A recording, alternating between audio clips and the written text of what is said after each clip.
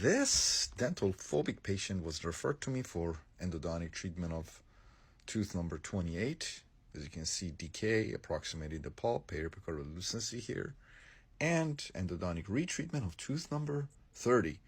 As you can see, previous root canal, periapical lucency here, and here. This root canal was done according to the patient in Florida a few years ago. This was approximately 8 months ago when I saw this patient. And here's the date. There was also a buccal sinus tract associated with tooth number 30, and that's the tooth right there, and you can see the sinus tract right there. That's tooth number 28 right here. Here's immediately after we redid the root canal on tooth number 30. As you can see, everything went beautifully. Removed the old gutta percha and irrigated three-dimensionally, of course, reshaped and re-instrumented and everything. Activated full strength sodium hypochlorite, 6% sodium hypochlorite, sonically and ultrasonically. Look at that beautiful anastomosis between the mesial canals. The apical diameter of the distal canal was over 50, so I placed an MTA plug followed by gutta percha and sealer and temporized the tooth and referred the patient back to his dentist. Okay, so we did all of this in one appointment. This is one appointment endodontic retreatment. And here's the date. Then patient came back and I worked on tooth number 28 and did that root canal again in one appointment. Removed the decay, rebuilt the distal wall there, and as you can see, everything went great again. As I said, we did this in one appointment. You can see periapical lucency there. And that's tooth number 30 that we worked on, of course. And here's the date. As you can see, about 8 months ago. And this was just now, today. 8 months post-op of teeth number 28 and number 30. Patient still hasn't gotten teeth number 28 and number 30 permanently restored. 8 months after we worked on these teeth, and we told this patient, we said, cavit, what we used to temporize the teeth with, cavit is only good for 3 weeks. That's a study that shows after 3 weeks, cavit leaks.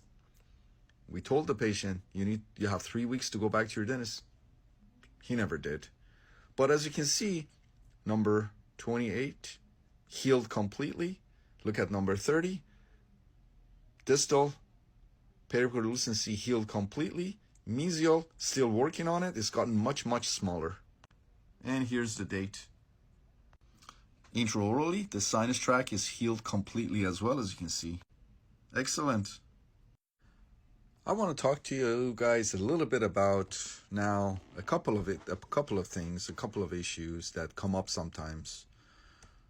First issue that comes up sometimes is that cases such as this, teeth with periapical relucencies, you will need to do these in multiple appointments.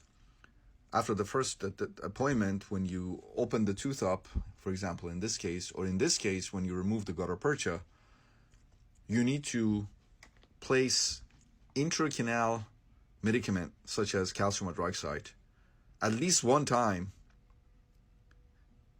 Temporize the tooth, bring the patient back maybe a week later, and then complete the root canal. But you will need at least 1 week of calcium hydroxide or calcium hydroxide-like intracanal medicament.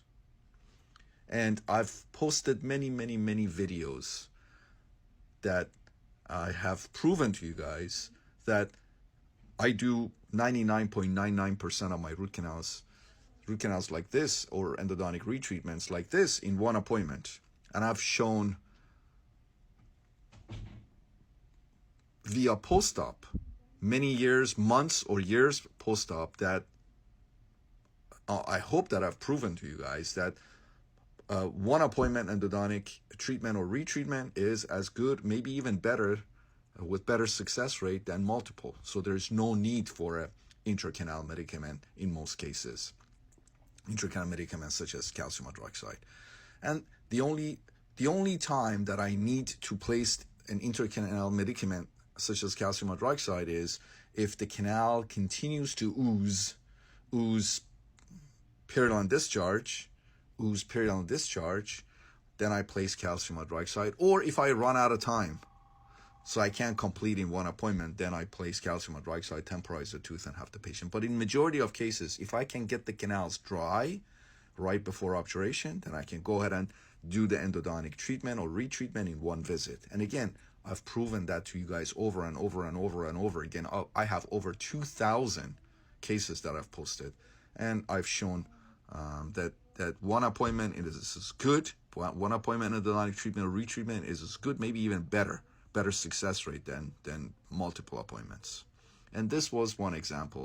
And again, you can see the healing. The other thing, the healing, you can see that. The other thing is that the other issue is that sealer extrusion can cause endodontic failure, or MTA extrusion can cause endodontic failure. And again, I've proven to you guys over and over that that's not the case.